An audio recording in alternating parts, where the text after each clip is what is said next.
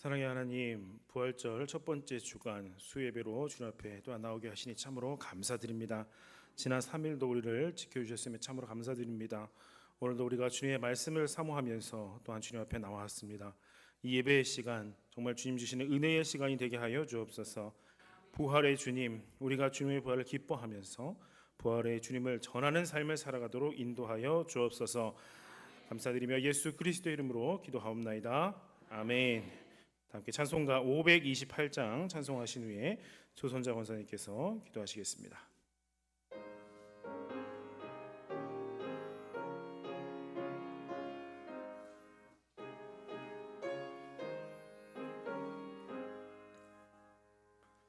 예수가 우리를 부르는 소리 음성 부드러워 문 앞에 나와서 사면을 보며 우리를 기다리네. 오라 오라 방황치 말고 오라 죄 있는 자들아 이리로 오라 주 예수 앞에 오라 간절히 오라고 부르실 때에 우리는 지체하랴. 주님의 은혜를 왜 아니 받고 못 들은 채 하려나. 오라 오라 방황치 말고 오라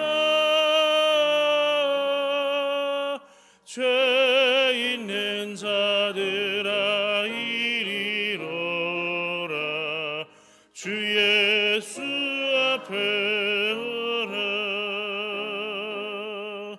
세월이 살같이 빠르게 지나 쾌락이 끝이 나고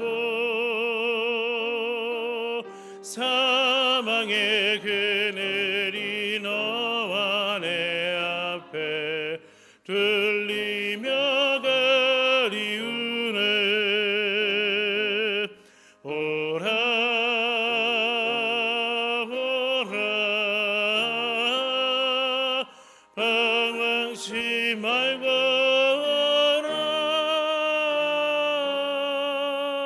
죄 있는 자들아 이리로 오라 주 예수 앞에 오라. 우리를 위하여 예비해 두신 영원한 집이 있어 죄 많은 세상을 떠나게 될 때 영접해 주시겠네. 오라 오라 방황치 말고 오라 죄 있는 자들아 이리로.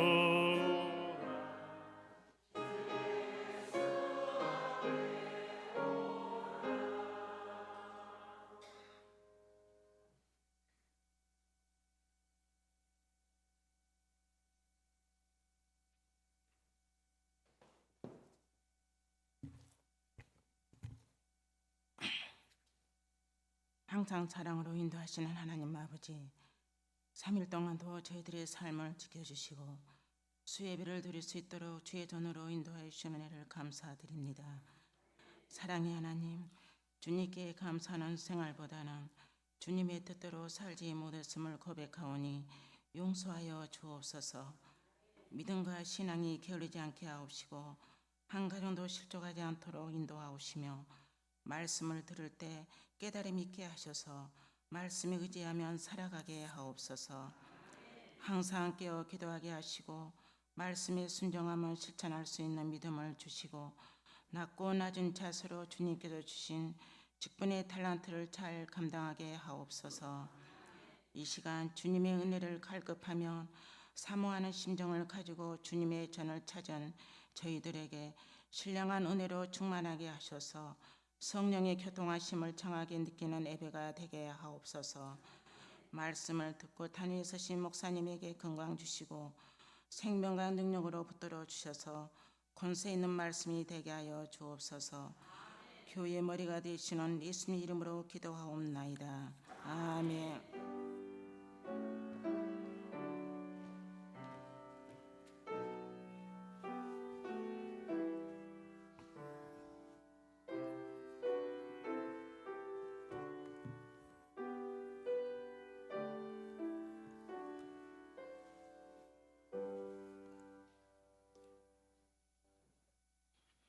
오늘 우리에게 주신 하나님의 말씀은 요한복음 1장 35절부터 42절까지 말씀입니다.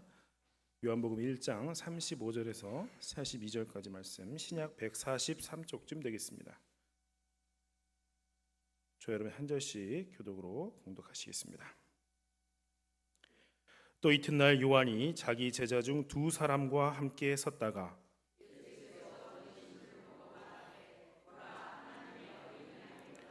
두 제자가 그의 말을 듣고 예수를 따르거늘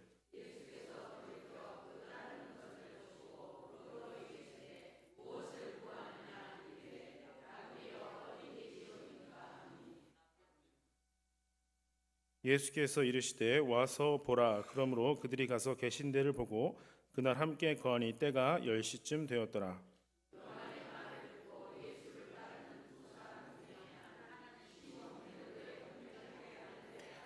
그가 먼저 자기의 형제 시몬을 찾아 말하되 메시아를 만났다 하고, 메시아는 번역하면 그리스도라.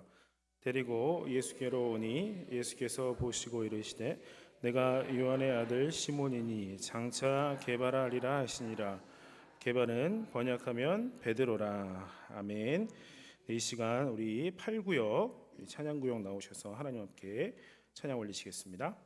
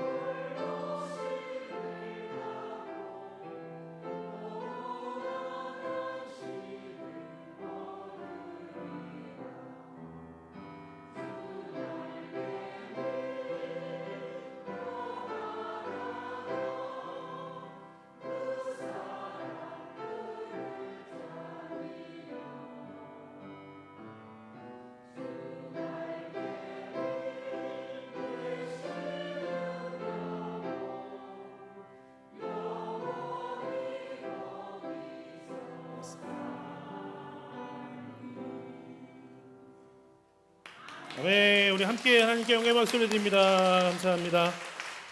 네, 우리 8구역 찬양구역 늘 주님을 높이시고 또 그 찬양이 높이시는 찬양이 끊이지 않는 구역 되시기를 축원합니다. 할렐루야. 자, 우리 함께 인사하시겠습니다. 3일 만에 다시 만나니 반갑습니다. 반갑습니다. 반갑습니다. 네, 함께 은혜 받읍시다. 은혜 받읍시다. 네, 오늘도 여러분 하나님께서 주시는 말씀의 은혜가 여러분과 함께 하시기를 축원합니다. 자, 오늘부터 제가 이렇게 설교하는 시간에 수요일에는 몇 차례 베드로에 대해서 한번 묵상을 해보려고 합니다. 자, 여러분 베드로 잘 아시죠? 베드로 들으시면 딱 뭐가 떠오르실까요? 예? 여러 가지가 있으신 걸로 알겠습니다. 네, 잘 안 들렸어요. 네, 뭐 제자 그죠? 근데 우리가 흔히 이제 얘기할 때 예수님의 제자들 중에 예수님을 배신했던 제자라고 하면 또 베드로가 또 이렇게 그런 꼬리표가 달려 있습니다. 그래서 성경에서 본받을 만한 인물에 대해서 좀 이야기할 때 베드로에 대해서는 아무래도 약간 조금 좀 덜 이야기하게 되는 경우가 없지 않아 있습니다. 그런데 예수님을 배신했던 또 다른 제자가 있죠. 그 제자와는 다르게 베드로는 사도로서의 사명을 다 할 수가 있었다는 것입니다. 그 모습을 보면 베드로를 통해서 우리가 충분히 베드로의 모습을 통해 우리도 배울 수 있구나라는 건 우리가 생각을 가질 수 있다는 겁니다. 베드로가 주님의 도구로 쓰임을 이렇게 받을 수 있었던 것은 전적인 하나님의 은혜였다는 것입니다. 하나님의 은혜가 아니면 이것은 절대 있을 수가 없는 일이었습니다. 계속 실패의 길을 걸어갔던 베드로를 기다려주시고 믿어주시고 또 만나주신 주님의 은혜가 베드로를 회복시켜 주셨고 베드로가 이 초대교회의 지도자가 될 수 있게 하셨던 것입니다. 베드로가 주님을 처음 만남부터 시작해서 이 초대교회의 지도자로 세워지기까지 도대체 어떤 일이 있었기에 그런 것이 가능했는지를 한번 살펴보려는 것입니다. 이 시간을 통해 우리 교회에도 베드로와 같은 회복의 은혜가 부어질 수 있기를 기대합니다. 자, 오늘 읽은 우리 말씀에 베드로가 주님을 처음 만나게 됩니다. 언제나 여러분 처음 만남이 중요합니다. 첫인상이 좋은 사람은요 계속 좋은 이미지를 주게 되기 때문입니다. 베드로는 과연 이 예수님을 처음 이렇게 만났을 때 과연 어떠한 그러한 첫인상을 느꼈을까요? 또한 주님께서는 베드로를 처음에 보셨을 때 어떻게 보고 계셨을까요? 자, 우리가 가장 먼저 좀 생각해 봐야 될 것, 기억해야 될 것은요, 베드로가 이 성경 말씀에 보면 베드로의 출생 기록이 없다라는 것입니다. 보신 분, 혹시 아시는 분 계실까요? 있으시면 안 됩니다. 없습니다. 큰일 납니다. 베드로의 또 어린 시절이나 청소년 시절에 대해서도 혹시 나오는 게 있을까요? 없습니다. 어떻게 태어났고 어떻게 자랐는가 그런 기록이 없다는 것입니다. 자, 세례 요한을 보면요, 세례 요한도 출생부터 다 이렇게 기록이 됐고요, 예수님도 출생부터 이렇게 기록이 되어 있는데 베드로도 좀 넣어줄 법한데 왜 그렇게 기록이 없는 것이겠느냐라는 겁니다. 그렇다면 베드로의 이름은 과연 언제부터 등장하느냐 것인데요, 베드로라는 이름이 등장하는 것은 바로 예수님을 만났을 때 그때부터 등장했다는 것입니다. 주님을 만난 후부터 베드로라는 이름이 바로 성경에 기록되었던 것입니다. 이 말은 베드로의 인생이 바로 주님을 만난 이후부터 그제서야 중요한 인생이 되었다라는 것입니다. 하나님은요, 그렇기 때문에 우리의 과거를 묻지 않으십니다. 중요한 것은 지금 주님을 만난 이후에 과연 우리가 어떠한 마음을 가지고 살아가느냐가 중요하다는 것입니다. 실제로 아직도 과거에 묶여있는 분들이 많이 있습니다. 나의 부모님을 원망하기도 하고요, 내가 유력한 집안에서 태어나지 못한 것도 원망하기도 하고, 내가 또 못생겨서도 원망하고, 또 공부를 잘하지 못해서도 원망하고, 주목받을 정도로 좀 그렇게 탁월하지 못해서도 원망하기도 한다는 겁니다. 베드로도요 사실 이러한 사람이었습니다. 베드로는요, 여러분도 아시는 것처럼 가난한 어부였습니다. 갈릴리의 촌사람이었고요. 그런 베드로가 과연 사람들에게 이렇게 주목을 받는 사람이었겠습니까? 그렇지 않았습니다.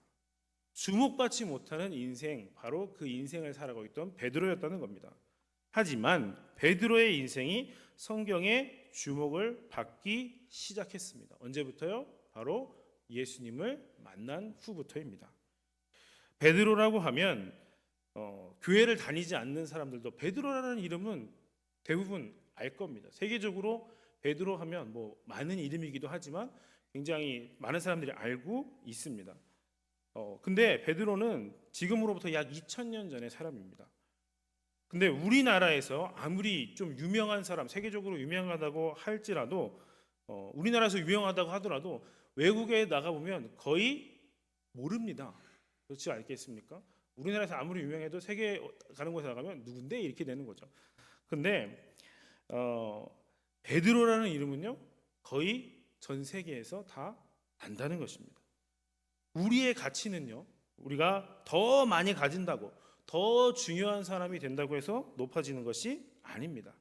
우리의 가치는 우리가 가지고 이룬 것이 있는 것, 그것에 있는 게 아니라 하나님과 그 관계 속에서 어떠한 열매를 맺었는가에 따라서 달라진다는 것입니다. 그러므로 우리의 관심은 세상에서 어떻게 인정받는 삶을 살 것인가에 있으면 안 된다라는 것입니다. 우리의 관심과 삶의 목적은 오직 하나님이 어떻게 평가하실 것인가, 거기에 우리가 관심하고 집중해야 된다는 것입니다. 그러기 위해 먼저 예수님을 만나는 여러분들이 되시기를 바랍니다. 오늘 말씀에 보면 베드로가 주님을 만나도록 역할을 감당한 사람들이 등장합니다. 가장 먼저 등장한 사람은 세례 요한입니다. 당시에 세례 요한은 어떤 사람이었을까요? 아주 이 유대 지역에서는요 굉장히 이름이 알려진 그러한 선지자였습니다. 인기가 많았어요. 그래서 이 세례 요한은 별로 치자면 하늘 높이 떠 있는 별과 같은 그러한 사람이었습니다. 그리고 예수님은요 이제 좀 이름이 알려지기 시작하는 그러한 떠오르는 별과 같은 상황이었다는 것입니다. 그렇다면 이 세례 요한의 임무는 무엇이냐? 바로 메시아의 오실 길을 예비하는 것이었습니다. 이제 요한도 압니다. 내 사명은 끝나가고 있다. 얼마 안 남았다는 것을 알고 있습니다. 그래서 세례 요한은 마지막으로 자기가 가르쳤던 이 제자들을 어떻게든 예수님께로 보내는 작업을 하려고 하고 있었던 것입니다. 그 중에 오늘 두 사람이 등장하는데요. 세례 요한이 그 두 사람과 함께 있을 때 요한이 예수님을 봤습니다. 그리고 제자들에게 이렇게 말합니다. 보라, 하나님의 어린 양이로다 하는 겁니다. 당시에 하나님의 어린 양은 메시아를 뜻하는 것이었습니다. 요한은 저 사람이 바로 메시아다라고 분명하게 지금 제자들에게 이야기를 해주고 있다는 겁니다. 이렇게 말한 이유는 의도적으로 그 제자들이 예수님께로 보내려는 그런 마음을 가지고 있었던 것입니다. 이제 자기를 따라다니는 것, 나는 곧 끝나니까 나를 따라다니는 것을 그만두고 바로 저분을 따라야 한다. 저분이 바로 우리가 그토록 기다리던 그 메시아시다. 그러자 37절 보면 그들이 예수님을 쫓아갑니다. 여러분, 복음이라는 것은요 이렇게 분명해야 하는 것입니다. 애매하게 전하면 안 되는 것입니다. 복음은 사람이 죄를 지었기 때문에 하나님의 심판을 받아 멸망할 수밖에 없다는 것입니다. 그래서 멸망받지 않고 구원을 얻기 위해서 우리가 회개하고 예수님을 나의 구주로 영접해야 된다라는 것이죠. 누구든지 예수를 믿고 영접하면 죄 용서받고 하나님의 자녀가 될 수 있는 것입니다. 우리가 전해야 될 게 바로 그 이 복음이라는 겁니다.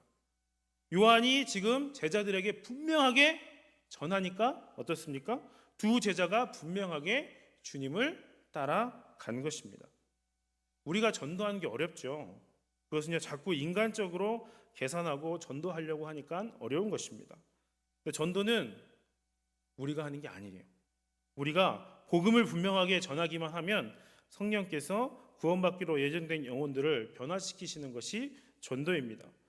내가 말을 잘해서 어떻게 좀 이렇게 좋은 말로 해가지고 그 영혼을 구원하는 것이 아니라 성령께서 그 영혼에게 임하셔서 감동을 주셔야지 예수님이 나의 주님이시라고 고백할 수가 있는 것입니다.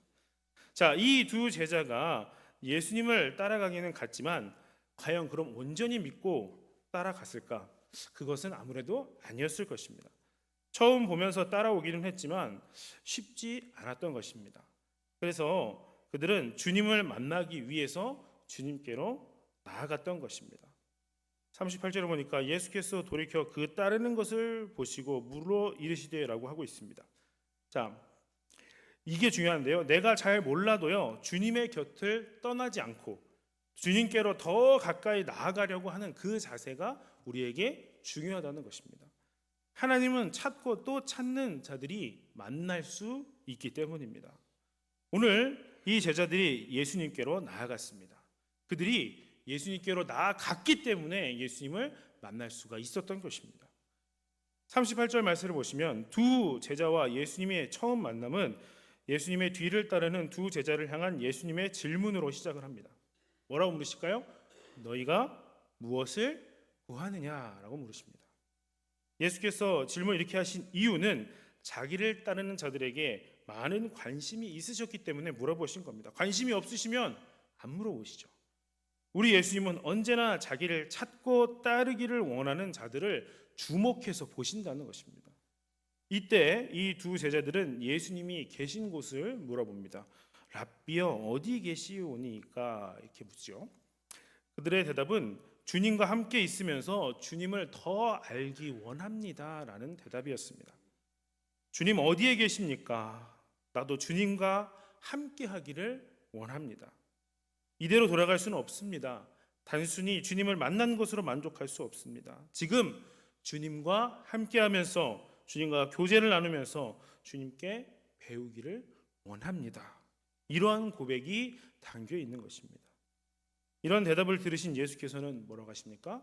와서 보라라고 하십니다. 39절 말씀에 보니까 예수께서 이르시되 와서 보라. 그러므로 그들이 가서 계신 데를 보고 그날 함께 가니 때가 10시쯤 되었더라라고 말씀합니다. 나를 만나기를 원하는 사람들, 나와 함께 교제하며 나에게 배우기를 원하는 사람들은 모두 내게로 오라 하시는 말씀입니다. 정말 주님을 만나기를 원하는 사람들은 그렇게 되면 절대로 그냥 돌아가지 않을 것입니다. 주님께 나아가서 정말 주님을 깊이 경험하기를 원할 것입니다. 바로 이러한 갈망이 여러분들에게도 있으시기를 바랍니다. 오늘 이 두 제자는요, 예수님과 함께 하룻밤을 보낼 수 있는 영광을 얻은 인물이 되었습니다. 그러나 그들이 주님이 계신 곳을 보았을 때에는 그런 화려한 곳은 아니었을 겁니다. 그러나 그들은 예수께서 하나님의 아들이심을 분명히 깨달았고 그분이 나의 메시아가 되심을 고백할 수 있는 사람이 된 것입니다.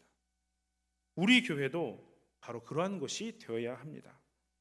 인간적인 화려함을 추구하는 것이 아니라 하나님을 만날 수 있는 교회가 되는 것입니다.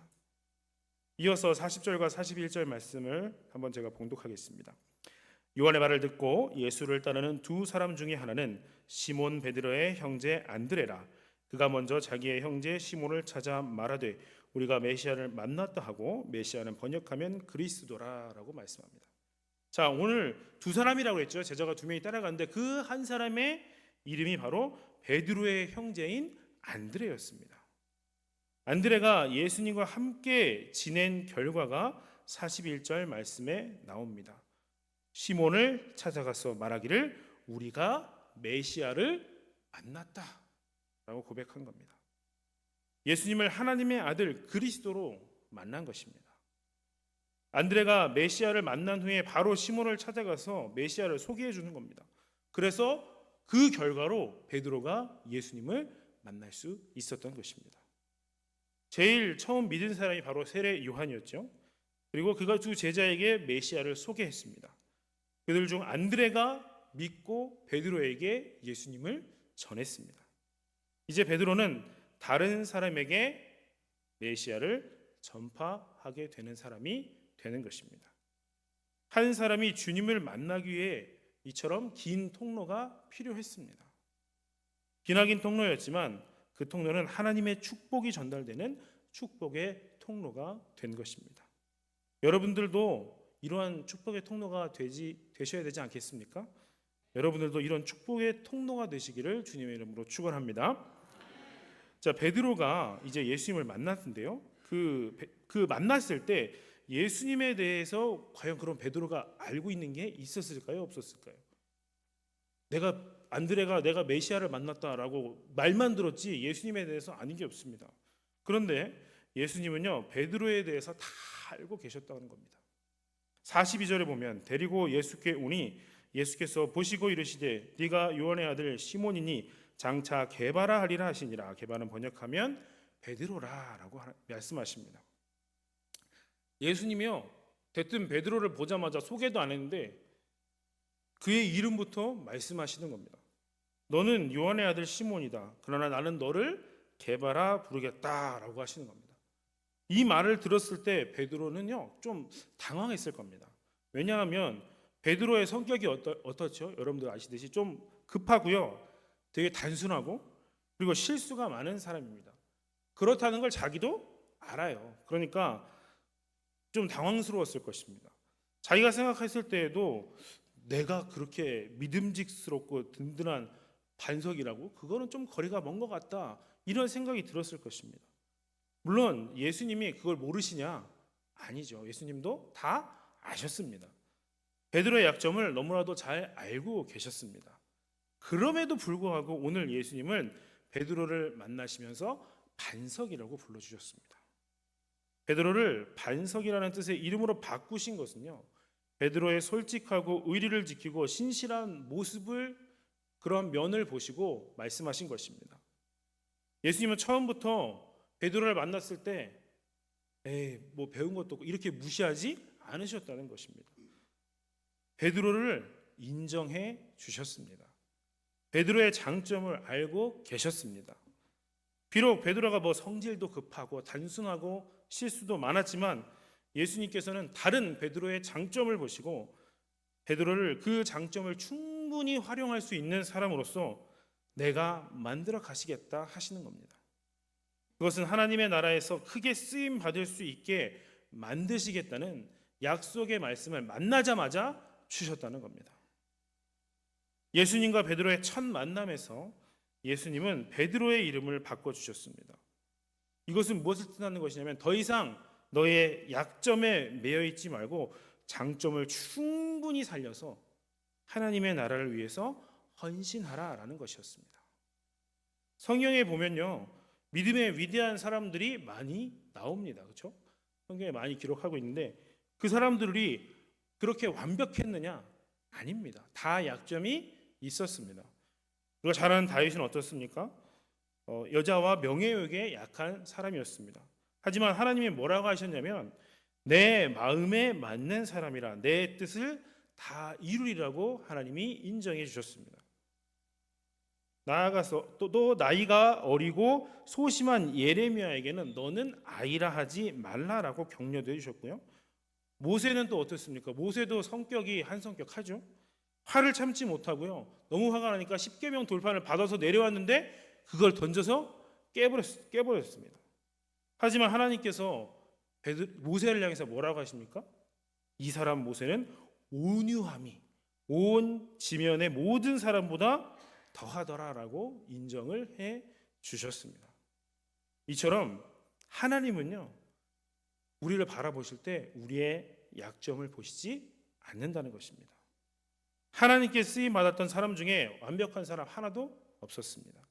그런데 우리는 어때요? 우리의 약점을 너무나도 잘 보고 거기에 매여 있습니다. 나는 이게 안 되는데, 나는 이게 부족한데, 그래서 이러한 약점에 매여서 주님의 부르심에 저는 응답하지 못하겠습니다. 이러고 있다면 사실 이것은 어리석은 행동이라는 것입니다. 약점에 매여 있는 것은 하나님이 원하시는 사람이 될 수 없게 만들기 때문입니다. 하나님은요, 우리를 보실 때 우리의 가능성을 보십니다. 여러분 모두가 약점을 딛고 일어서실 수 있기를 바랍니다. 상처와 아픔을 딛고 일어서시기를 바랍니다. 주님을 만날 때 이 모든 약점은 주님께서 덮어주시고 내 안에 새로운 가능성을 주시고 용기와 담대함을 주시는 것을 믿으시기를 바랍니다. 여러분, 오늘 이 시간 주님을 만나시기를 바랍니다. 오늘 베드로가 주님을 만났습니다. 베드로가 주님을 만났을 때 주님 어떻게 하셨어요? 그의 약점은 다 감추어 주셨습니다. 그리고 그 장점을 부각시켜 주셨습니다. 그래서 베드로는 주님이 승천하신 후에 초대교회의 지도자로서 중심적인 역할을 감당할 수 있는 큰 사람이 되었습니다.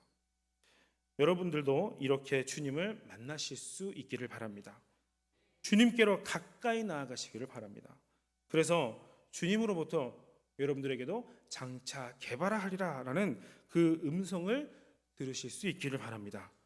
그리하여서 여러분들이 온전히 주님의 손에 붙들리셔서 크게 주님의 일에 쓰임 받으시는 여러분 다 되시기를 주님의 이름으로 간절히 축원합니다. 함께 기도하시겠습니다. 사랑의 하나님 아버지, 은혜와 사랑을 참으로 감사드립니다.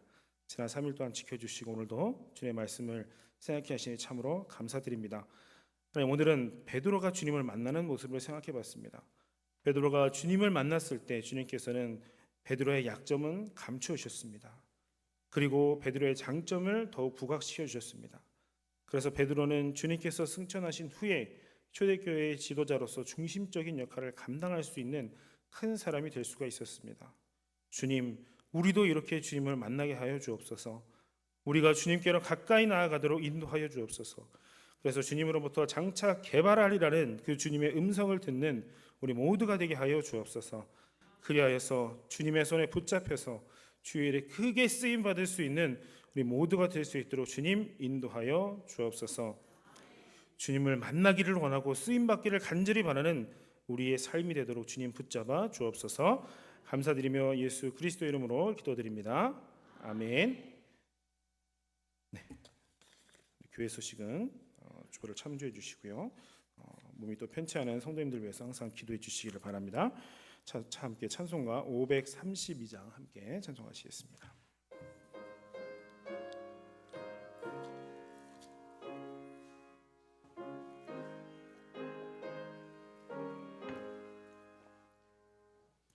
주께로 음식 왜 가지 않느냐 내 죄를 자복하고 그 앞에 나가라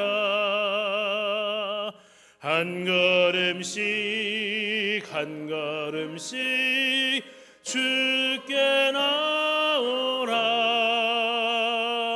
주님께 아뢰이면 너 복을 받으리라 값없이 주는 은혜 너 거절 말아라 주께로 한 걸음씩 너 빨리 나가라 주께서 너를 맞아 내 죄를 사리 한 걸음씩 한 걸음씩 주께 나오라 주님께 아뢰이면 너 복을 받으리라 값없이 주는 은혜 너 거절 말아라 주께로 한 걸음씩 주 은혜 받으라 기회를 잊지 말고 내 마음 정하라 한 걸음씩 한 걸음씩 주께 나오라 주님께 아뢰이면 복을 받으리라. 값없이 주는 은혜 너 거절 말아라. 주께로 한 걸음씩 곧 와서 아뢰라. 기쁘게 너의 몸을 주 앞에 드리라. 한 걸음씩 한 걸음씩 주께 나오라. 주님께 아뢰이면 너 복을 받으리라. 값없이 주는 은혜 너 거절 말아라. 아멘. 주기도문 하심으로 예배 마치겠습니다. 하늘에 계신 우리 아버지여, 이름이 거룩히 여김을 받으시오며 나라가 임하옵시며 뜻이 하늘에서 이루어진 것 같이 땅에서도 이루어지이다. 오늘 우리에게 일용할 양식을 주옵시고 우리가 우리에게 죄 지은 자를 사하여 준 것 같이 우리 죄를 사하여 주옵시고 우리를 시험에 들게 하지 마옵시고 다만 악에서 구하옵소서.